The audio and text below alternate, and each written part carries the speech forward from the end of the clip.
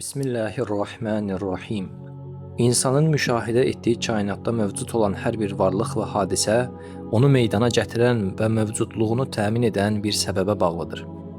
İnsafla düşünən hər kəs anlayar ki, kainat yoxluqda qala biləcəyi halda var edilmişdir. Lakin o, sadəcə var edilməmiş, eyni zamanda bənzəri olmayan mükəmməl nizam və ahəng içində yaradılmışdır.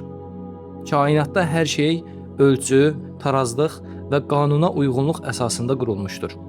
Onun bütün hissələri bir-biri ilə uyğunluq təşkil edir və hər birində müəyyən məqsədlər var.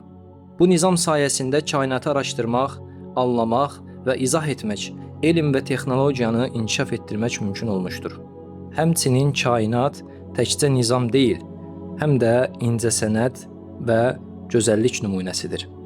Canlılığın davamı üçün lazım olan hər bir vasitə əvvəlcədən hazırlanmışdır. Hüceyrədən atoma, mikroaləmdən ulduz və planetlərə qədər bütün varlıq vahid bir məqsədə xidmət edən ahəngdar bir sistem təşkil edir. Canlılar aləmində eynilik deyil, zənginlik və müxtəliflik hökm sürür. Uçan, üzən, yeriyən və sürünən canlılar, ət yeyən və ot yeyən növlər, gecə və gündüz yaşayanlar, yumurta ilə və ya doğaraq çoxalanlar, tək hüceyrəli və çox hüceyrəli canlılar bu müxtəlifliyin bir nümunəsidir. Canlıların xarici aləmlə əlaqə qurması üçün duyğu orqanları yaradılmış, hər bir duyğuya uyğun imkanlar da verilmişdir. Görmək üçün görəcək aləm, eşitmək üçün səslər, qoxu, dad və toxunma üçün də onları qəbul edəcək vasitələr yaradılmışdır. Hər bir canlının həyatını davam etdirə bilməsi üçün ehtiyac olduğu ruzi də onun təbiətinə uyğun şəkildə hazırlanmışdır. Bundan əlavə, hər bir canlı öz növünü qorumaq üçün lazım olan fitri qabiliyyətlərlə yaradılmışdır. Yeni doğulan bala öyrədilmədən ehtiyacı olan davranışları göstərir. Yumurtadan çıxır, anasını əmərək qidalanır və ya üzməyə və ayağa qalxaraq yeriməyə başlayır. Bu davranışlar ona fitrətdən verilmişdir. Canlılara balalarını və yaşadıkları qrupu qorumağa sövq edən şəfqət və mərhəmət hissi də bəxş edilmişdir. Nəhayət, insana ağıl və şuur verilmişdir. Bu sayədə insan baş verənləri dərk edir, onları təhlil edir və həyatın mənasını, mənşəyini, məqsədini və gələcəyini haqqında düşünür. Hər bir insan özünə məxsus xüsusiyyətlərlə bənzərsiz kimliyə və simaya malikdir. Hətta insan bədənində elə xüsusiyyətlər vardır ki, insanlar 1000 illər boyu bunlardan xəbərsiz olsalar da, elm bunu kəşf edənə qədər müntəzəm bir şəkildə öz funksiyasını yerinə yetirmişdir. Məsələn, funksiyaları yalnız 20-ci əsrdə tam öyrənilən hipotalamus, beynin kiçik bir hissəsi olmasına baxmayaraq, insanlar onu tanımamışdan çox əvvəl də bədən hərarətini, aclıq və susuzluq hissini, qan təzyiqini və ürək döyüntüsünü tənzimləyir. Zəruri hormonların ifrazatını təmin edirdi. Bunun kimi saysız hesabsız sistemlər də bizdən asılı olmadan həyatımızı qoruyur və bu gün də öz vəzifəsini yerinə yetirir.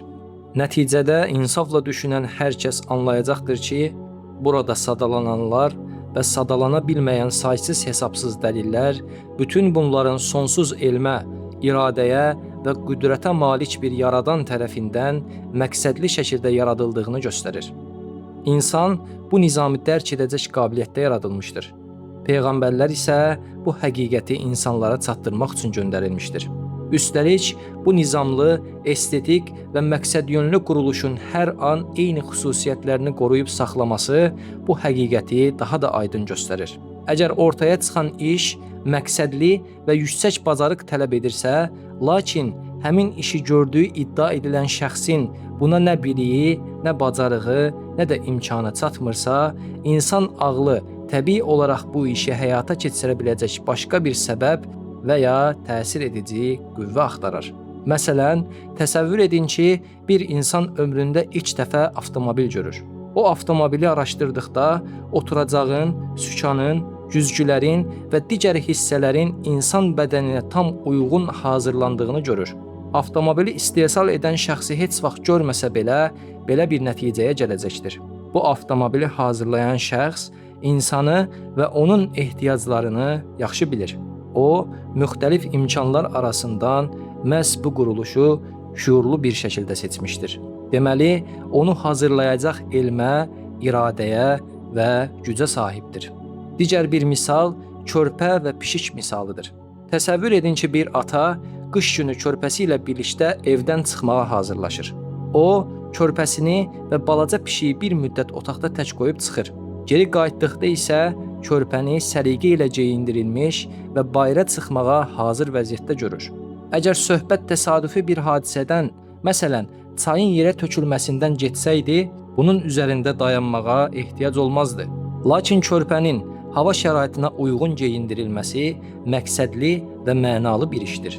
Buna görə də insan ağlı burada müxtəlif ehtimalları nəzərdən keçirir və məntiqə ən uyğun olan nəticəni qəbul edir.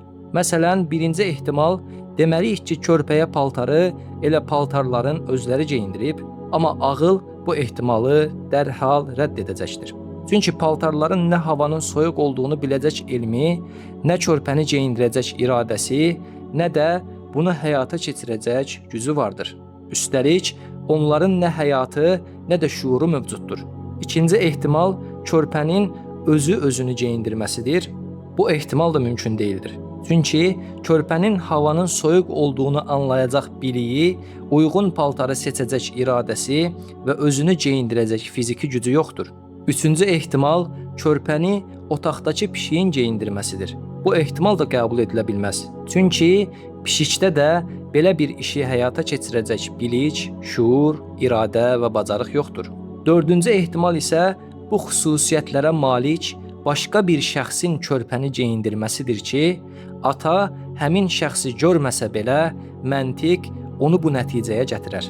Çünki əvvəlki 3 ehtimal ağıl baxımından mümkün deyildir.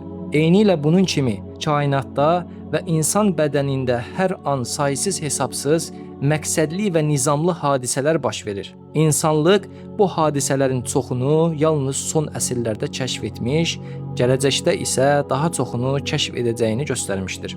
Bu hadisələri araşdırdıqda nə onların maddi hissələrində, nə insanın özündə, nə də yaxın ətrafındakı digər varlıq və əşyalarda bu mükəmməl sistemi quracaq elmə, onu seçəcək iradəyə və işlədəcək qüdrətə rast gəlinmir. Beləliklə, bu sistemi quran və onu hər an idarə edən zatı görməsək də, sağlam məntiq bizi belə bir nəticəyə aparar ki, deməli, bütün bunları bilən, seçən, məqsədli şəkildə yaradan və idarə edən bir yaradan mütləq vardır.